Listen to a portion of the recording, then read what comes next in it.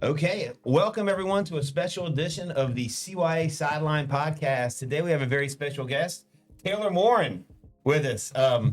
Local legend here, played at Wake Forest and Westfield High School.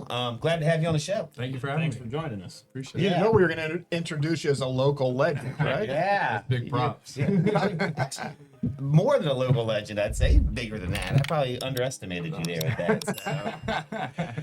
I'm not paying you to say anything. No, you're not. You're not. Well, yeah, thanks a lot. I've known Taylor for a long time. So going to high school with my kids and stuff, and he's always a very nice guy. Everybody always has good things to say about you. So I don't know where to kick off here. I think we should maybe we'll start with Wake Forest with you. So ask you some questions about that, and Okay. because you just finished up there. You are the all-time leading receiver Yes, sir. at Wake Forest. Yeah. That's impressive. Thank you. I mean, I wrote down your stats. There's so many stats from high school and college for you, but I wrote down a couple cool things. That you had 22 touchdowns when you were there. That's pretty good. And you had 809 punt return yards. Yeah, and you played with Sam Hartman, obviously, and you have the second most games ever played at Wake Forest. A lot I of saw that. football. You do like football. I can tell you that. You know Well, what? that's Go awesome. back to the punt returns. I've always thought when I watch these guys on punt returns, the stressful part for me watching it is catching it. The running part, after they get it, it seems like that's pretty natural. But when you're staring and you got these guys running towards you and you're looking at it, I mean, is it stressful? Definitely. Especially, I think when it's sunny out, it's clear skies, like that's the easy part, right? When you got, wind, you got rain, that's when you're back there, you're definitely nervous. But they do coach you when you're back there is when the ball is initially kicked is like you want to get a quick peek, right? So you look quick to see what type of releases the gunners, the interior linemen, what type of releases those guys are getting off the ball.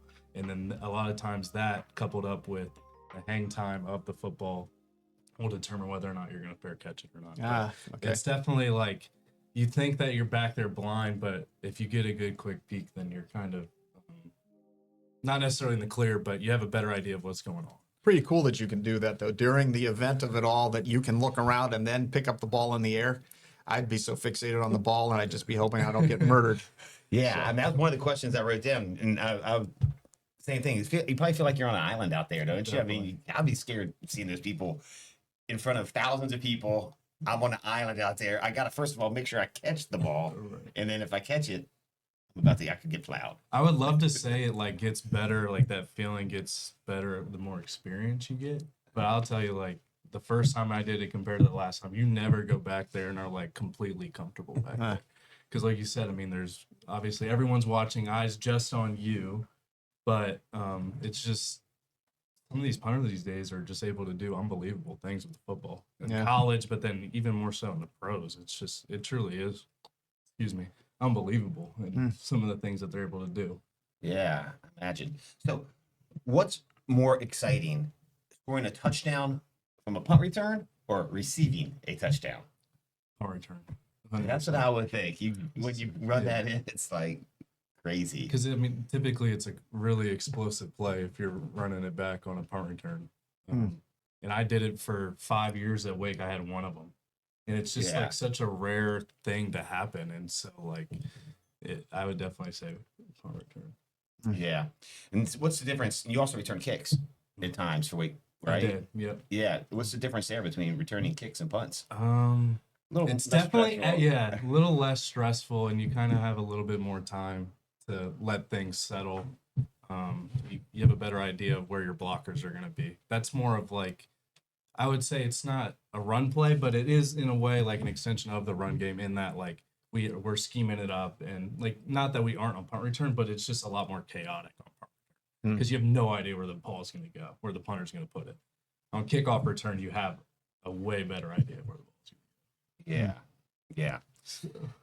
So when you were recruited, and I'm sure you talked to lots of schools, and you played multiple positions in high school. You never left the field, first of all. You cornerback, wide receiver, punt returner, kick returner.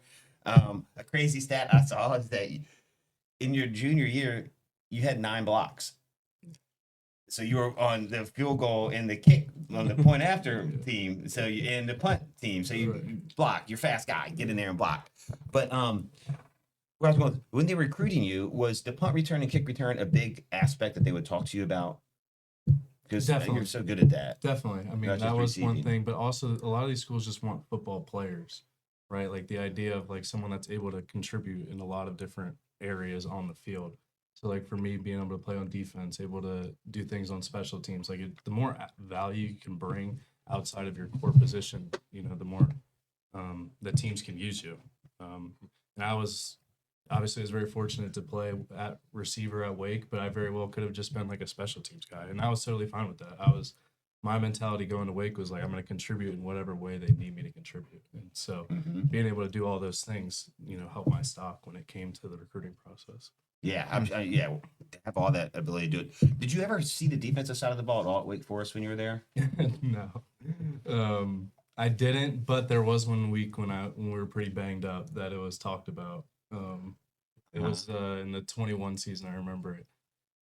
There was a chance that if some guys went down, that there was a possibility of it happening. And at that point, I was like 3 or 4 years removed from playing defense. But I was like, all right, well, we'll figure it out if the time comes.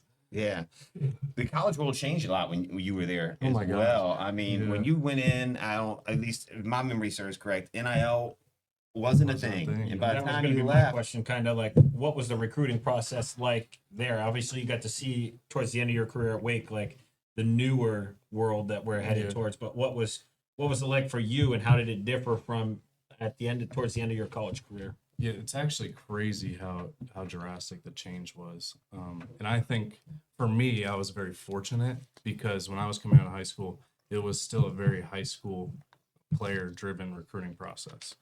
And so for me to get to Wake, I went to their camp one time. They needed a good measurables from me. I did that. The camp gets stormed out. I don't get a chance to compete. They're like, you got to come back. So I ended up coming back to Wake, doing another camp. So like for me to get to Wake was like, it took a lot. And I was very fortunate. I did have a lot other opportunities, but I don't know if in today's world, given the transfer portal the way it is and how everybody wants guys with college experience, whether that same opportunity would have still been available for me. So I think about my brother when he came out, and it's just a very different world that you're competing against. You're not competing against the other juniors in high school. You're competing against, you know, the freshman, sophomore, junior in college, who maybe he's in an SEC school, he's a Big Ten school, and it doesn't work out, right? Like those are honestly who are getting the first go at it when it comes to the recruiting process. So it's it is crazy, and I'm very fortunate to have come out at the time that I did. We talked about that on the show before, that it seems like now, why would these coaches even go to high school and do a lot of recruiting when they can use the portal? Because you can see these guys, how they compete against college players. Right. And they're bigger, faster, stronger. I mean, supposedly. Yeah. So it seems like it's a real disadvantage for high school kids to be recruited. And you don't have to deal with the learning curve. If you bring a kid in from college, he already knows like how it goes, What a college day looks like, Right. what the process is. right? And Those- physically, they're there, right? Whereas like the high school kid, it normally takes a year, maybe 2 years for them to kind of get up to speed physically, but then also with the schedule and all that other thing. So like when I got to Wake, we were a developmental program. So we brought in 22 kids, and 18, 19 of those kids are getting redshirted. And now in the new portal day, like that's not necessarily a thing. Like everybody expects to win now. Like look at Indiana and Coach Signetti. Like why can't you go to a school, bring in 40, 50 transfers and completely flip over that roster and win now? Like it's just different. Like whereas like I feel like back in before the portal, like you kind of expect these cycles of like a coach gets there, it takes them 2-3 years for them to get established. So it's different. And try to build a culture, those type things. Now you're just kind of doing it on the fly. Right. So going back to Wake Forest, and I know you said you made a couple trips there. Your first one got stormed out. What was it about Wake Forest that stood out to you compared to the other schools that might have been in the conversation? What was it that in your mind, Wake Forest is it? So a big thing for me in the recruiting process was not only going to a great school where I can play good football, but then also like the academic piece was important to me. And because at some point football will end, and that was something that my parents had stressed is like make sure you're leveraging football to get into a school or get a degree that you wouldn't have otherwise got. And so for me, Wake Forest, not only I was able to play in the Power Five, but then I was also able to get a top-notch education that I probably wouldn't have been able to go to if it wasn't for football. So that was something that I honed in on. That's great. That's Like kudos to hear you that. and your family. Yeah, right? exactly. And I think that's something that kind of gets overshadowed in today's world, right? Or you don't see a lot of kids looking for that.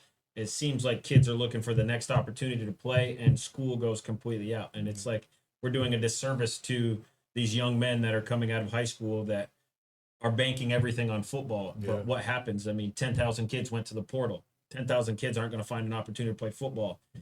Now what do they have? Right. Without school, it's something that's preached so much, and then it seems like it's forgotten. So Yeah. kudos to both of you, Oh, you thank you. and your family for that. Also, like you think about kids are chasing a check. You know, like how many zeros can you put at the end of that check, right? But they might not be considering, is this the best fit for me? You know, offensive wise, like how do I mesh with the coaches? What's the receiver room in my case? What does the receiver room look like? Would I actually want to go to this school if it wasn't for football? If I were to go there and get hurt, like, is this a place I'd want to be? So, like, there's just a bunch of other factors I feel like we're losing because of the NIL that's involved. Now, I think it's a great thing, right? Like, you're able to get some some cash, money. get some money. That's Yeah. a great thing. Yeah. But also, to me, it's a double-edged sword. So.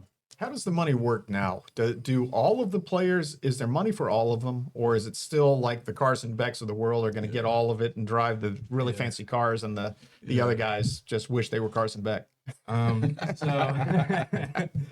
So the way it works is that there's a salary cap now, and the athletic department has $20.5 million to distribute amongst all athletes. Okay. Typically, football is going to get a large allotment because they drive the most revenue. And it is much like the NFL. It's driven on the value, the market value of your player, like who you are as a player and what you bring to the table. So certain positions are going to get paid more. Your quarterback's going to get paid more. Your left tackles, if you're an edge rusher, like certain positions will get paid more. And a lot of that depends on, the product you put on the field. So, I mean, it very much is the NFL in that sense, where it's like, what value do you bring? And you're going to get, paid accordingly. I didn't know if they had a cap. That's interesting because you see these guys that even look at Kentucky, that they paid that one kid $3.7 million to come. He gets benched after like 3 or 4 games. And I'm thinking, is that money coming from the booster club? Is it coming from the athletic department? Or I got a question about that. Okay, that money is coming from the school, but let's say you get a big somebody at Oregon, the Nike guy or somebody comes in and dishes out a bunch of money. What's the guy's name? Phil Knight? Phil Knight. Now, is there other ways to funnel money to players, or is that strictly prohibited? So there is the revenue share is what's capped, but then the NIL deals, if these players go out and get a car deal or some sort of other sponsorship, like that is outside of the cap. And That's they can them pay going whatever out they there. want. Right. that Like makes sense. Phil Knight, like that is kind of a little bit of a loophole where there's no cap on what you can make from a marketing standpoint. Right. But yeah, the other piece of it is that scholarship money counts towards the cap. So at a place like Wake Forest, where you're paying $80,000 to $100,000 a year to go to school, like Didn't realize that. you have Everybody's 100 scholarship. you have 100 guys on scholarship, that's $10 million against the cap. So that's another piece of it. That's interesting. Yeah. Yeah. So when all these deals are getting done, I mean, now all these college kids have agents now, right? A lot of them do. I would they're say doing their own, or I would say my last year, at least at Wake, this is from my experience at Wake, a lot of us didn't have agents.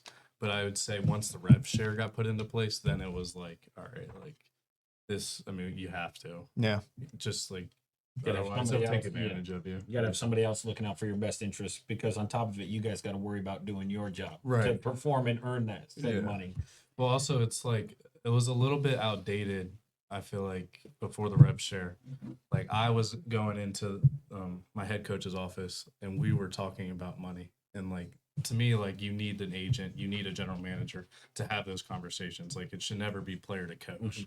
Yeah, it can get awkward there too. It can get awkward, and it Yeah. could damage, you know, The the relationship. reputation between Yeah. you two. So I mean, I think it is important, but I mean, on the flip side of it is there are some shady agents out there that are looking to take advantage of kids, and so it's a mess. It'll find its level, but I think Yeah. right now there's definitely some work that needs to be done. It was Taylor- funny watching this morning on the news. The newscaster was saying that they didn't foresee all the problems that they're going to have, but now it's kind of blowing up. And I was thinking, they didn't foresee this. I'm pretty sure they foresaw it the second that Congress said, "Okay, we're going to allow this. You guys basically are contractors."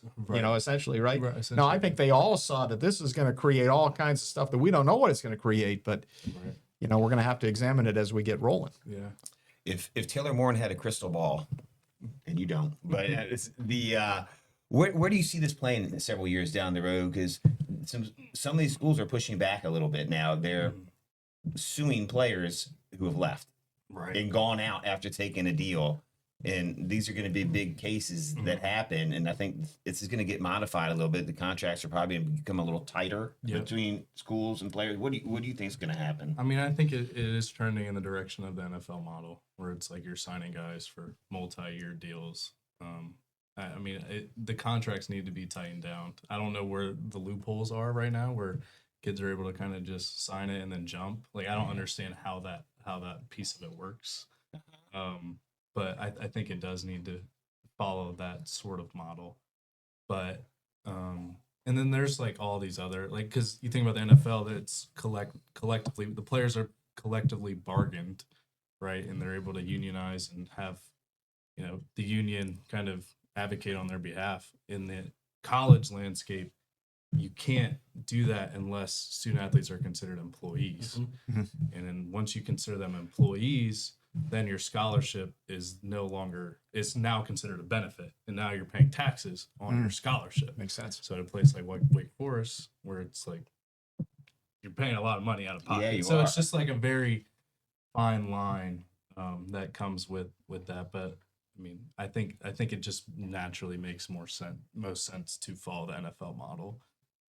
But to me, it's kind of crazy because essentially college is the minor leagues to the NFL. But some of these kids in college are making more than the guys in the NFL. Like, you don't see that in minor league baseball. No. you don't see the guys They in- just got a deal to go, like, they pushed it in the last year or two to push it to $30,000 a year for the minor leaguers, right? That's the baseline pay, right? We're not talking hundreds of thousands or millions of dollars. So Yeah. What did they It is- pay you in minor leagues? Did they pay you? not $30,000. I'll tell you that much. They did not pay me that. But it's like, as a college athlete, it's like, why would you rush out of college? Especially if you're a guy, a quarterback that's getting paid a bunch of money. Yeah. Like Carson Beck. It was funny. I kind of just steamrolled into my next question. Like, did you come across it? Like, they mentioned Carson Beck for 2 years. He's been graduated, hasn't really attended class. Yeah. So to go along with that, we're just going to pay kids to play college football without Right. attending classes. Did you ever come across? No, Wake Forest is probably a little different. It's a higher academic school than Yeah. State of Miami. But did you come across that? Have you talked to guys that experienced that, where class might not have been a priority or not even something that Yeah, existed? I mean, I did hear about it at other places. It was definitely a priority with Coach Clausen at Wake. Class was super important, and you're gonna go to Wake and you're gonna have a great football experience. But on the flip side is you're gonna get a good degree that you're able to fall back on. So, I think it's a very interesting kind of dynamic. But like some of the other schools, it's like, you're here to play football. We'll help you through school. It doesn't matter what degree you're getting. We don't even care if you graduate. We're able to get wins in the win column. Yep. You're playing well for us. We'll sign that check gladly. It doesn't matter what you do academically. It is. That just. Did you guys don't see this understand that. morning that with Mensa at Duke? Now Yeah. Duke is suing. They're Suing the him. first one Yeah. that has come with a lawsuit to keep this guy, hold him to the contract. I think or to Georgia the did agreement. it to a player as well this Yeah, they're year. thinking- Well, I thought Yeah. Mensa was the first. They did in Georgia. I think they try. They're in the process Yeah. of trying. It's just interesting, like the steps that are taking. You hear with the Mensa thing, like, oh, he's pulling for an NIL deal and a scholarship for his sister to come Yeah, in right. to transfer in. So it's Yeah. like now we're creating package deals, and how do you get that under control? It's just like It's you spiraling, said, man. it's going to get worse before it gets crazy. better. And I just, like you said, I don't know how they rein it in without creating other problems. Yeah. Because a CBA is probably the next step, and then you put college kids that are going to get an education start to pay taxes and things like that on things that are supposed to be a benefit for them. You should tighten down on what it is that you can offer a kid, Mhm. right? Like I know that I think it was the quarterback in Nebraska like had in his contract, his family gets like a private jet. I could be completely wrong in saying this. So. I think Dylan Raiola, right? Yeah, Kid. like a Yeah. private- and that's part private of the reason- jet, right? If we're gonna pay for all the expenses for my family to come out to all these games and hotel, like all the whole, That's and it's like at what point it's like what can these school like level the playing field? What is it that you can offer and what can't you? Absolutely. Yeah. Well, I think it came back to bite. Speaking of that kid, he went and signed with Oregon, and their quarterback came back, and so he's gonna 24 be. hours later, he's back in the portal. Is he back in? Yeah, he. Oh, he went back in the portal. I'm pretty sure he I went did back not in the know that. portal. I thought he was just So gonna. it's like stay those there, things yeah. are happening. But to go along with that, what are your thoughts on the calendar? Because that's a big topic. The NCAA calendar with breaks and where the transfer portal window opens and what it relates to coaches and things like that. Because we had the big Lane Kiffin thing. Like, what Right. are your thoughts on the calendar there? I think that everything needs to get moved up. I think this year was better because the portal had opened A little later. a little bit later, but there was still the Lane Kiffin thing that happened. I think that you need to move the national championship up to get it done probably before the new year. Like, let's move the whole season up. Let's start training camp in like mid-July. Let's start games like mid-August, right? Maybe you shorten the season. Maybe Maybe it's 11 games, 10, 11 maybe games. it's 10 games. Maybe this is where it might get a little dicey, but maybe you get rid of, the bigger schools are paying the smaller schools to come play. Maybe you just are moving to more of like a Power Four schedule. What I'm talking about the Power Four here, like a Power Four only schedule where you play like one out of conference game, then you play like 9 in conference games. And that's what it seems like most conferences are going to, are that 9-game schedule. Yeah. So you maybe get 1 or 2 tops. Get rid of outside maybe of the that. conference championship. Maybe get rid of the conference like the because that's such a NFL. small amount of teams are participating in that. Yeah. Like, sometimes. And it seems like it's detrimental Yeah. at times if you get into that game and you're being punished. Yeah, Miami didn't even play in the Yep, ACC and then they championship. got in. Yeah, I mean, they did It's fine. almost like the NFL where it's like at the end of the regular season, there's a division winner based off of how they did throughout the regular season. But then it kind of gets tricky. Some of these teams are in like 17, 18, 19 team conferences, right? It's like, how do you narrow it down to one without a game? So I kind of understand both sides of it. But then there's that weird gap, right? Like 3 weeks, right? Right, like in December where it's like you have a week or two that it's like no football's on. I mean, maybe some of the bowl games start, but it's like let's roll straight into it, get this thing done before the new year, and then right after that's done, then you say, all right, that's your transfer portal, that's your recruiting window, that's when coaches are able to move. But like for Lane to have to decide between the two, like I totally get where he's coming from. LSU's a once in a lifetime type of job. But on the flip side, he left Ole Miss out high and dry. So it's kind of like I don't know what you do if I'm Lane Kiffin in that situation. Yeah. I don't know what you do. Yeah, the calendar. It's probably no It's just right a thing, but byproduct everything of the moving calendar. up seems to be the right thing. I mean, So, it just, like you said, it's kind of like the minor leagues for the NFL. Start to follow some of those models. The NFL doesn't take 3 weeks off between the regular season and Right. playoffs. So Right. what is it? It used to be when it was just a bowl for Well, the national championship, so people could truly prepare for it, rest up, maybe clear the injuries. But now you've got a bracket type thing. Just go into it. I think the old theory, and we'll get off this topic quickly, but the old theory, the reasoning, I guess not theory, was also because students were in finals. Then. Right. So they wanted That's a whole nother piece of the it, yeah. athletes to focus on school for a week or two, get their finals done, and then when that's done, then they resume playing. But I would after. say that's kind of out the window That's now kinda out the because we're not window really now. focused on Yeah, school for the most exactly. part. Well, some people are. Some are, right? But I would say the majority is all about the football and Right. going to win games. So Yeah, but on the flip side, I'll ask you a question, which will be a counterpoint for that, and I bet Taylor can help me with this. Is how many degrees did you get? 2. Okay, that's what I thought. You go through and you play college football, and if you do it right and do the academics part, you come out with a really nice resume of college degrees. What did you get your degrees in? Undergrad was in engineering, and then my master's was in the business program. I got an MBA. There you go. Congratulations. Thank Yeah, you. you did it up Yeah. at Wake Pretty Forest. sweet. That's pretty cool right there. They had to force me out. Look, I would still be there right now if I had eligibility left. Give me that 7-year college That's play. right. 7, 8, 9, 10, as many as it Keep can be. going. Yeah. Right. I want to go back to the Pretty well. Lane Kiffin thing real quick because as a player, because you had said that it was a tough decision for Lane Kiffin, I've always felt like it should have been easy. He should have stayed because he had everything that you could ever want, I would think, as a coach. Forget that it's LSU and all the excitement behind that. Look what you've done with this program and those players. Do the players feel like when that happens, that the coach should be loyal to them, or do they recognize it's a business and this guy's making a business decision? I mean, personally, from a player's point of view, you feel betrayed. Yeah. Right. In my opinion.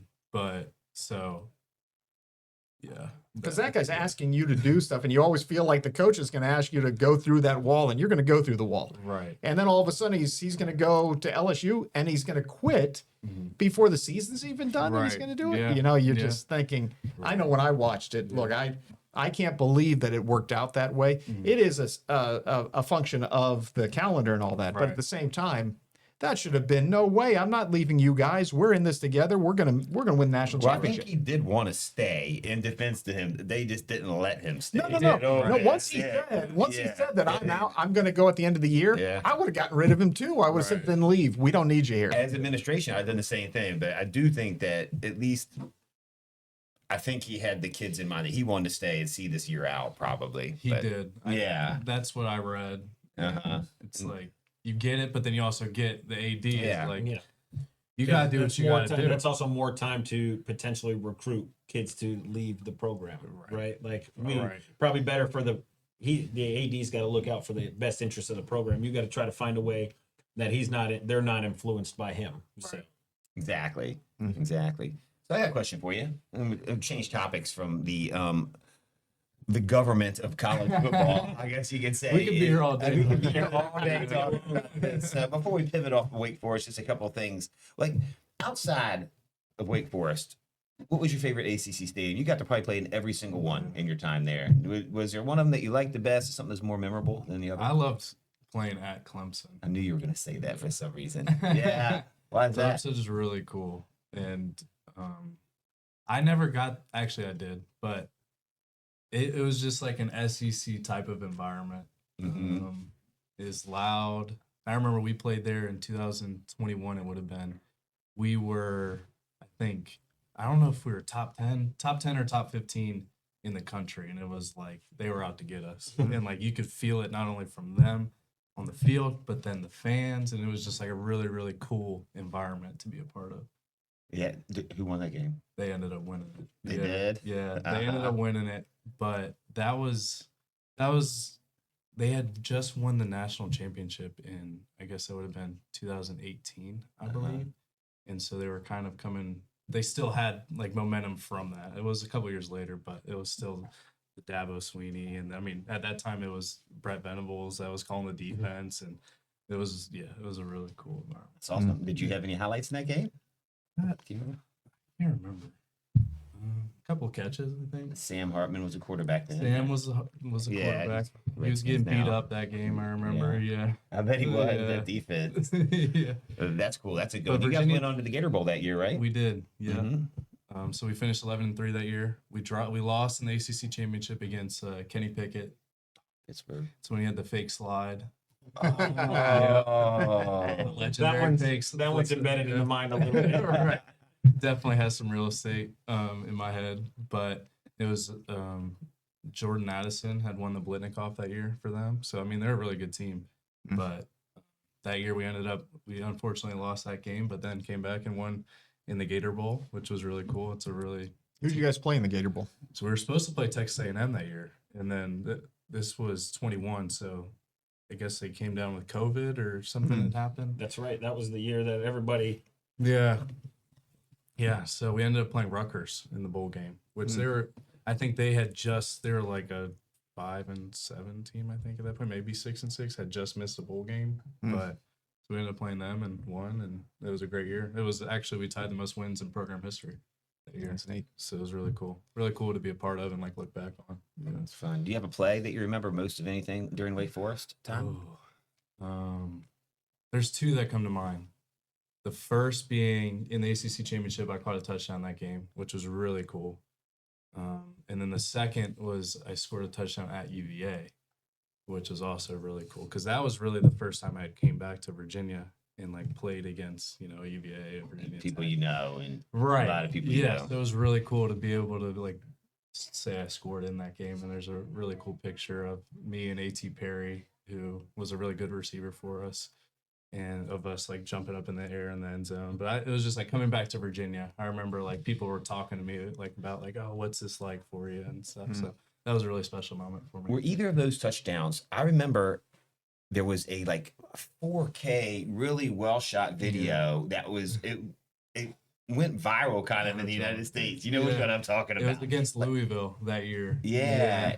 With like the fireworks going The off fireworks, in the back. Taylor's catching the ball over his shoulder for a touchdown, and it was like on ESPN, like over and over again. I remember seeing it, and I actually thought I might actually for this clip have Grant put that in here. Yeah. If you can forward that I to can me. send it to you. Yeah, that's an incredible It was really cool. short clip video of you catching There's that a lot of touchdown. people on Twitter that are like, this should be the intro to the new like EA Sports like college football game. This is so, yeah. You should see it. I know you guys don't know what we're talking about, but it's really cool. Like, and they probably more of them now. But when was this? 3 years ago, maybe. It would have been 2021. Yeah, it was before like these type of cool clips were coming out. It's like the first one I ever saw, and it was somebody I knew. I was like, It was "Man, like that's perfectly pretty cool." timed, like the fireworks going off in the Yeah. back. It I looked feel like I kind of have seen staged. that. I feel like I've seen that. Yeah. Yeah, that's awesome. Well, you had a great career at Wake Forest. I could talk all day about it, but we only got so much time. Well, we need to talk the NFL now. Yeah. Before we go to the NFL, I want to talk about Westfield real quick. Let's- Just because that's kind of close to my heart here a little bit. Yeah, we can't not talk about We it, can't not right? talk about your time at Westfield. Exactly. I saw Doug Yule last night, Okay. huh? And I told him, I said, I'm talking to Taylor tomorrow. He thought that was awesome. You know what he said to me? And now, for people out there, Westfield has had a lot of good football players come out, a lot of people in the pros. I mean, you've had Mike Glennon, you've had Evan Royster, Eddie Royal, and more. Coach Yule says you're the best player to ever play at Westfield. Wow. That's what he told me. I didn't pay him to say that either. I know you didn't. He said Maybe I did. that played at Westfield just last night. He told me that, and so I was also these guys know him too. So I said, I bet John Shields knows something about Taylor Morin too, because John Shields was coordinator at Westfield That's before right. he went to Westfield. When you were there, he said, "I've coached a lot of people in college and high school. Best eye-hand coordination of anybody I've ever seen in my life," is what he said to me, and he said, "Even better person." You is what he said about that. But I'm going on and on. But I have some stats from Westfield because your stats are insane from Westfield. I looked up. Scotty was texting us your stats last night. You gotta read this. all the awards. So when you play for Westfield, you were 55-4. That's right there. That's pretty good. That's could go not on. bad. Yeah, you have 3 state championships in football, 1 in basketball. Right? Can you still dunk? Yeah. Okay. That's impressive too. You had 30 touchdowns your senior year. That's pretty good. 20. I mean, I don't even know the thing, but you scored a touchdown every which way but Sunday, and which is cool. I'm not going to go on, but the other cool stats that I saw were pretty cool. Was in your junior year you had 11 picks, 6 of them you took back for touchdowns, which is pretty cool. Yeah. I mean, that's over 50% of your interceptions going for a touchdown. That's insane. And we talked about the blocks already, so just you can kind of do it all. And the game I remember the most is actually a game that you lost. Yeah. You know, a game I'm talking The about Freedom Game. in the Freedom Game. If you'd have won that, you would have won state championship all 4 years. You went to the state semifinals. Crappy weather. The school Freedom shows up an hour late for the game. I'm not kidding you. Shows up an hour late. Didn't know what. Kickoff. Yeah. Uh-huh. Oh yeah. We went Right. Remember they showed up an hour late, got a 15-yard penalty. Yeah. And just kind of everything. Our quarterback at the time, Noah Kim, he's college quarterback now. He was quarterback for Michigan State at one time. The first drive, you caught like an 80-yard touchdown pass. I still remember. Noah Kim then breaks his leg on the field. They have to bring the rescue squad on the field. Yeah. Take him off. It was kind of scary. Tough. It was very serious. It Yeah. was- He broke it- his femur. Yeah, it was a Wow. tough moment. I mean, the place was quiet for and the rescue squad was out there. I felt like for a half an hour. You know, it was a long time. You remember that? Yeah. I'm sure. And then, long story short, is they put Taylor at quarterback. How many different ways did you score in that game? So I had a receiving touchdown you talked about. I had a rushing touchdown. I threw a touchdown which I probably didn't have any business doing, but it worked out. I threw it up to Bizette Woodley, who's like 6'6", just like threw it up and he did the rest. Yeah. And then I had a defensive touchdown where I had a scoop and score.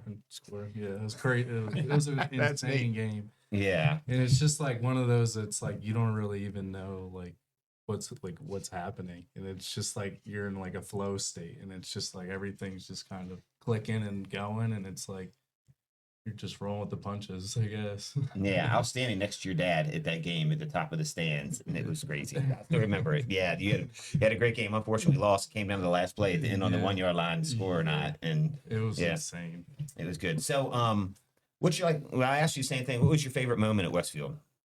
I mean, touchdowns just got boring, right? Is that what it was? Just another game. I think more back to what we were able to accomplish as a team.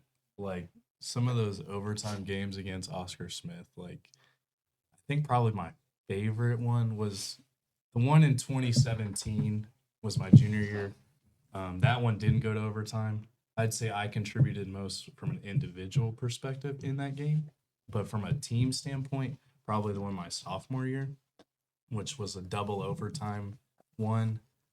Gavin had a touchdown there, right? That was my junior year. Oh, was that your junior? Yeah. I remember he had that Yeah. long touchdown. Yeah. Gavin had a touchdown, but then my sophomore year, we're in overtime. We scored. It was like the second overtime period. We scored, but then missed the extra point. So if Oscar, like, we're not playing defense. If Oscar Smith scores and makes the extra point, like, we lose the game. And we get a goal line stand on like the 1 yard line, which was like, oh my gosh. Because like not only if they score and kick the extra point, they win, but it's like we had just missed the extra point. And it's like, oh my gosh, like if this is the way we go out, right? So there was just like a different type of pressure to go out there on the field. And at that point, I was only playing defense. And so for us to get that goal line stand, and that would have been the second state championship that we won in a row. But it is kind of crazy. We've had some really good battles with Oscar Smith Yeah. over the years. They're a solid team down yeah. there and from Tidewater. Always meeting them in the finals, I remember. Being 55-4, it's an outstanding record. What was it like? I mean, you guys had a target on your back for quite some time. Obviously, you had a chance to go to 4 state championships, but what was that like? Obviously, kudos to you guys as a team and your coaching staff, but what was it like week in and week out having that? I think Coach Simmons did a really good job of kind of like bringing us down to earth, right? Like he always used to say, like, don't let the deodorant of winning like cover your stink. Like there was always things that we could improve on, like regardless if we're winning. Like there was always things that we need to be playing our best football come playoff time, which is still a mentality. Like as I was playing in college, like I would take throughout the season. Like it does matter, but like when you're in your first game, like it doesn't matter how you perform. But then again, it's like you want to be getting better each and every week and playing your best football towards the end of the year.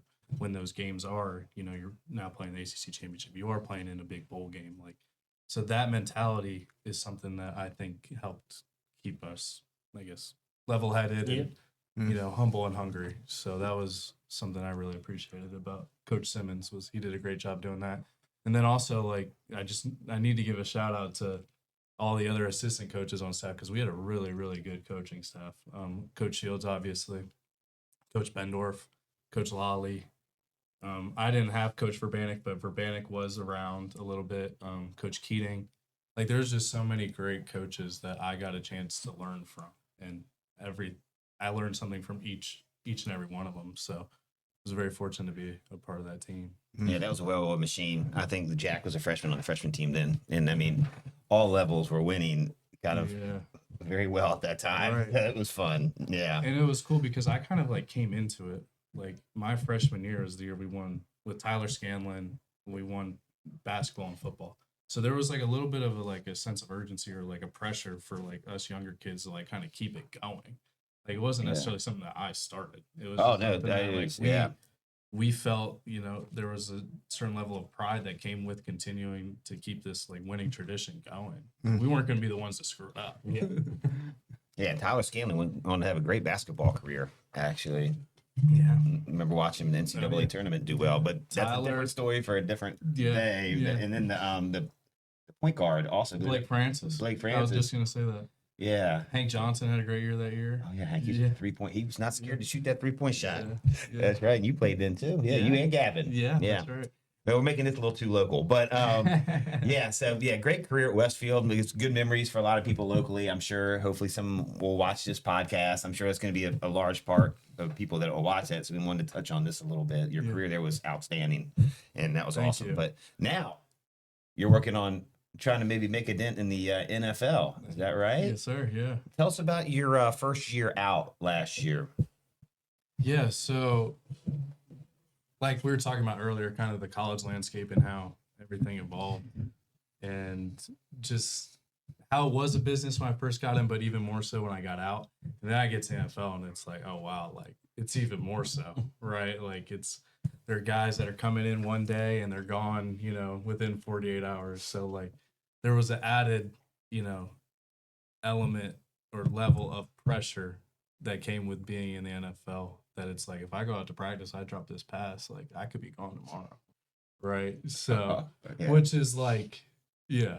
So it was to another level of a pressure that I hadn't necessarily felt. Did you get drafted or did you? So I was undrafted. Okay. I signed with the Eagles, and yeah. How does that happen? So did they call you or did you? So it's a really crazy process. It's like right when the draft ends, there's a bunch of guys that didn't get selected, but within like a 15-minute time frame, you're getting calls from all these different teams, like basically recruiting you to come. Like these teams, they want to get the best guys that they can to come to camp, so then they can, in turn have the the best, the cream of the crop, right? They want to be able to pick from the best of the best. So you get calls from, I had I think 8 different offers from like different teams. And the Eagles I had talked to a couple of days prior. And so I felt good. I had talked to the receivers coach. I talked to the special teams coach. So we had good communication. Some of these other teams that threw in offers, like the Chiefs or the Colts, like I hadn't talked to before that. My agent's like, yeah, you have offers from them. I'm like, oh, I mean, that's great. It's awesome. I'm very fortunate. But again, I hadn't had any sort of communication. Like in college, you go through like a whole like recruiting process where you get to know the coaches, you kind of get an idea of what their vision is for you. But like in a 15-minute time period, you're telling me I got to choose to commit to a team that I hadn't talked to. Like it felt uneasy for me. So like going with the Eagles, I felt most comfortable with. And yeah, I get there and super cool experience. Like I grew up an Eagles fan. I was just gonna. I knew that, so I was gonna ask. And that. like I did my best to keep like the bias out of it. Like we want to go to the best situation that we can. And for me, they wanted me to come in, and they were losing their punt returners, so that was potentially something that I could come in and do for them.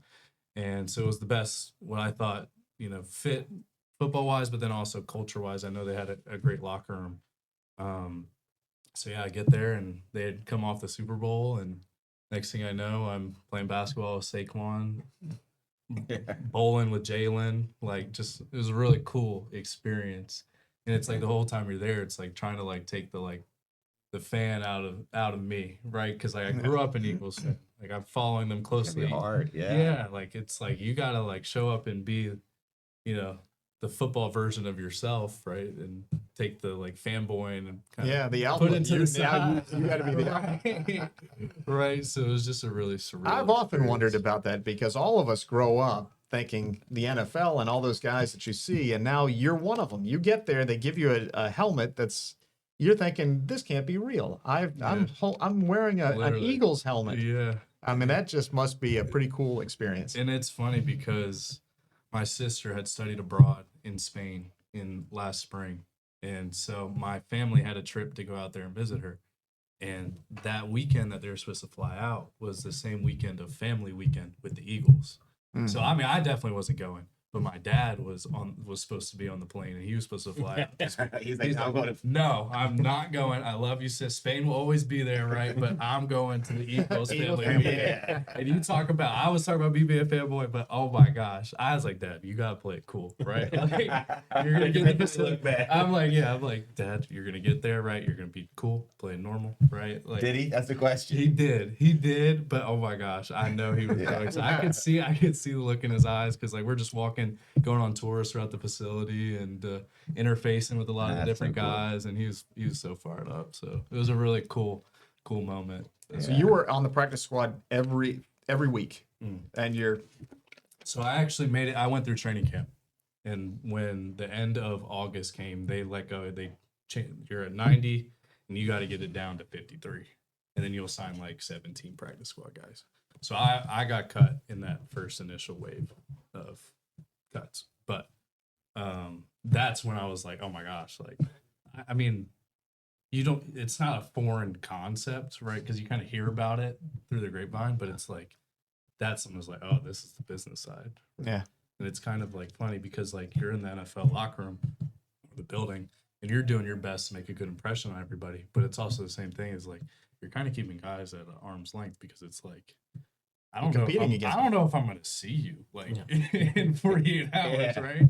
I don't know if you're gonna be gone, I'm gonna be gone. So it's like we're friendly, we're cordial, like within the time we spend together, but at the end of the day, it's like people are making an effort to hang outside the locker room and stuff like that, but not necessarily to like college. Like I didn't necessarily feel like it was that same type of environment. It was very much so business like. And I mean, you're in the locker room. I mean, I was 24, I'm 25 now, but you're in the locker room with the guys that are like 36, 37 that have kids. Yeah, family kids, four kids. Yeah. 10 plus years removed from college. It's like, what do you talk to? Like Lane Johnson, I'm thinking about. Like Lane's played over 10 years. I'm like, what do I talk to this guy about? Like, what can we connect on? Like in college, it's a little bit different because you're closer in age, but it was definitely like a very different experience than I was guess used it's cool because all of those guys that have been there for 10 years know exactly what you're going through.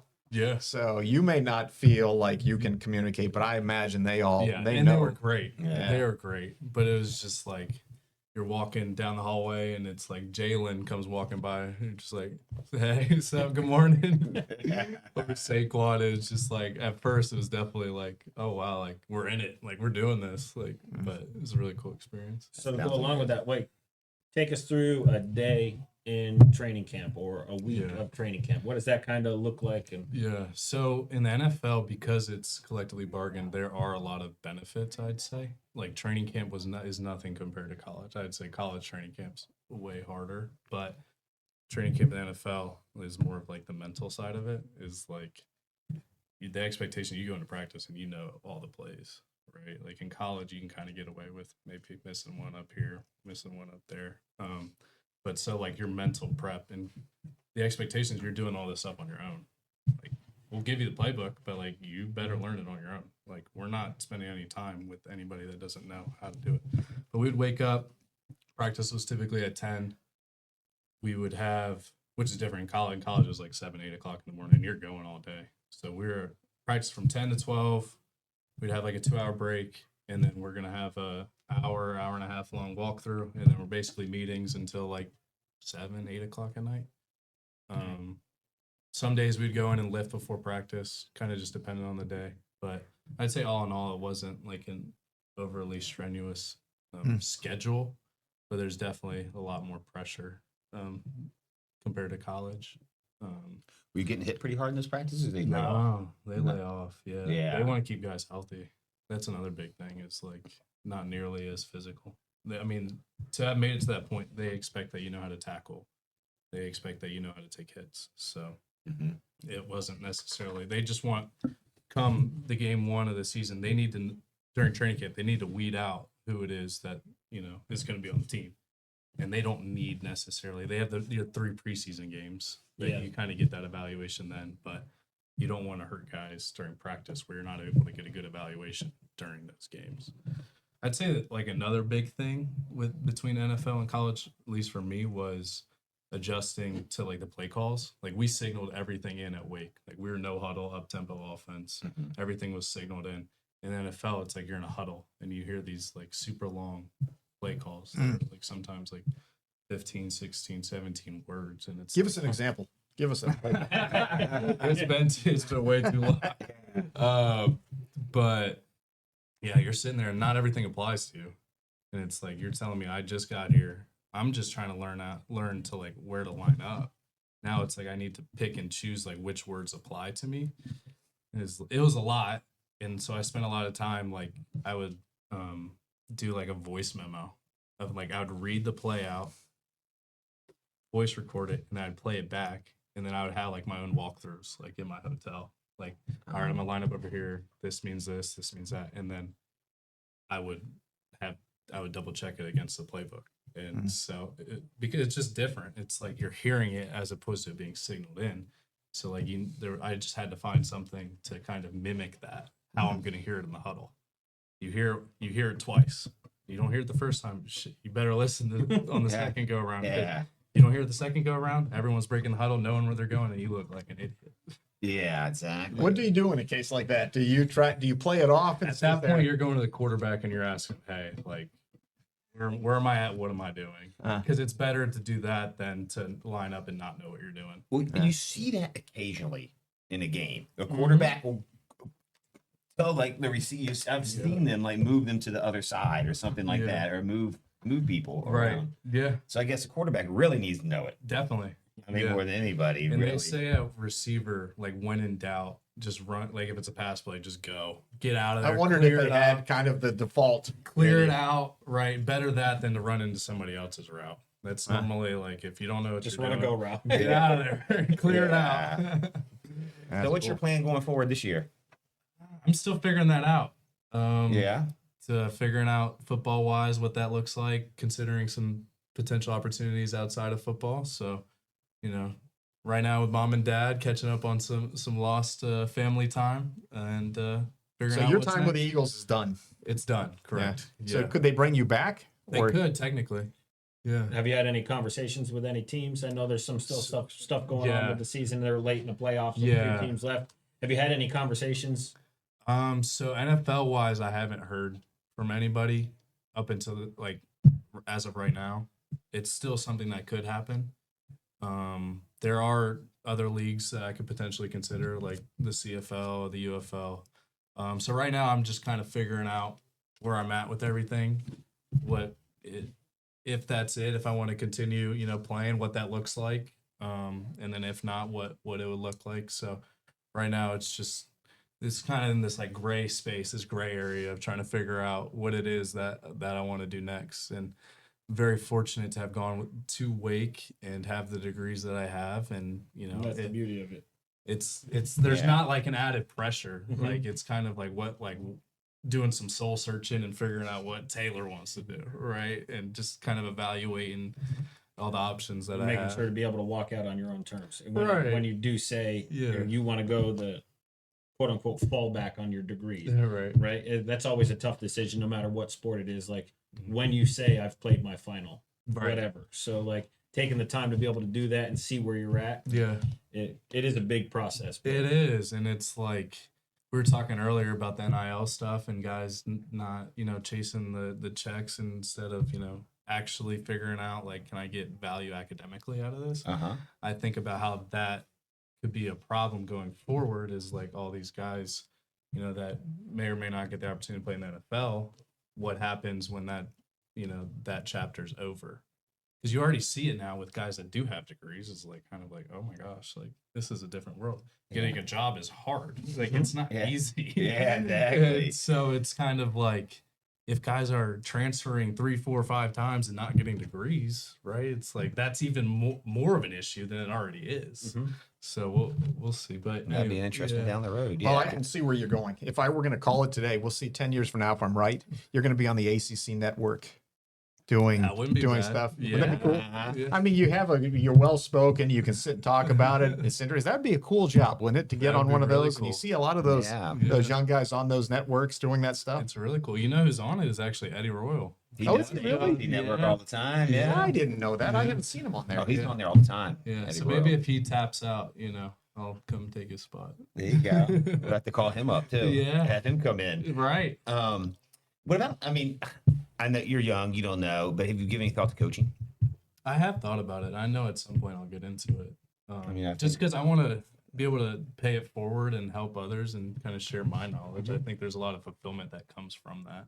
What that looks like in what capacity, I don't know. But I do have a couple of former college roommates that are in the coaching business, and it's a grind. Especially at the Yeah, it beginning is. of it. Oh my gosh, the grad assistants in that world, it's crazy. They're up at 6, out by 10, 11 at night. in Is the that business kind of the season. path that you start at for the most part? Is you got to be a gratis. You got to Yeah. pay your dues for a year or two. Right. Oh, Maybe boy. I'll let Yeah. them pay the dues, climb their way up to the Yeah, top, get the maybe. head coaching job. I'll slide right back in. Receiver coach. Right. But yeah, it's a grind, and I think if it goes the NFL model, if they're able to, create like front offices and that sort of thing, that would kind of alleviate some of the pressure of like the recruiting and the, the football camp, the recruiting camps, like all of those things that come with being a college football coach, like kind of like take that off their plate. Because right now it's 12 months out of the year. There is no break. Yeah. You get a week in July, maybe 2 if you're lucky. But for the most part, it's like once the season ends, you're recruiting. After recruiting, you're into spring ball. You're into winter workouts and spring ball. After spring ball, then you're into high school camps, right? It's just like a never-ending kind of cycle, which it's like, it's a great profession if that's what you want to do and love doing it. There's great money in it. Yeah. But it's definitely one of those things, like I said, some of my roommates are cutting their teeth right now, making it happen. But they love it and they're doing well, but it's definitely something to consider if that's something you want to get into. Yeah. So. That's great. Well, I have a question for you. This is a little off the cuff. I think we've covered most of the stuff that we're going to do. So if we took you out on the turf here at the field house right now, and you're going to run a 40, and we gave Mark a 15-yard advantage, how bad would you beat him? 5 yards. I'll tell you I'm gonna tell you right now, Taylor. I've never seen you run though. Bet you I'm pretty quick when I'm scared. If there's money on the line, I'll win. What's your 40 time? So I ran a 4.4 at Pro Day. Okay. Okay. That's Mark, like me. Mark's about an 8'8". 10 flat. Yeah. What's your dad's 40 time, do you think? Oh gosh. 10? Nah, I don't even want to comment on that. Well, you're well younger than me too, so I you think got if we're gonna run them, the biggest thing is, are we all gonna come out healthy, right? now I'm pulling it. All of us. The time is one thing, but as long as everybody's leaving with hamstrings, then we're good. Exactly. But my dad, I don't know if that will happen. Yeah. Well, me either. So I'm with him on that one. I just had to take a shot at Scott there real quick. So, but anything else? Have Taylor join us for a trivia question here at the I was end. gonna say, Yeah, do you you can have wrap it up trivia? with a trivia I question. have one. Okay, we got a special episode of Did Scotty Make That Up? Give it to us. Mm-hmm. So, Taylor, we like to do trivia Okay. here, sports trivia, mostly sports trivia. So I have one. And if you watched the Indiana game the other night, the Indiana-Miami game, you're going to get half of this because they said it on there. But the other half's hard. It's college Which football. broadcast? Oh, It it's was the not the main McAfee broadcast. broadcast. It wasn't the McAfee broadcast. It was The McAfee broadcast, the ACC Network broadcast, SEC. It's just the ESPN Deportes Yeah, broadcast, exactly. The 4K when they don't say anything on that really, but Skycam. yeah, Skycam. Okay, here's the question. Okay, Indiana won their first CFB championship this year. Name the 2 teams prior to this that won their first CFB championship. Who are the last 2 teams to do that? I think one of them was Florida. That's the In one they 90 mentioned in on there. '96. That's correct. And then the next one was, I want to say it was it Georgia Tech? No, that's It was a good in- guess. It was in the '90s. I remember seeing. in the Was it 90s. Florida State? It's Florida State. Well, I didn't think anybody get to Florida State with it. What was it, like '93? 93. Yeah. I would have thought that they had won before that. Frankly, good job, man, getting that one right. That's a good one. Gold star. All right, well, we appreciate you having Yeah, coming on with us, yeah, man. Yeah, appreciate That's you guys awesome. having me. This was Yeah, a we lot wish of you good fun. luck. Thank you. Yeah. All right. sign it off. All right. Thanks for watching CYA Sideline Podcast. Check us out on YouTube, Instagram, and TikTok. Thanks.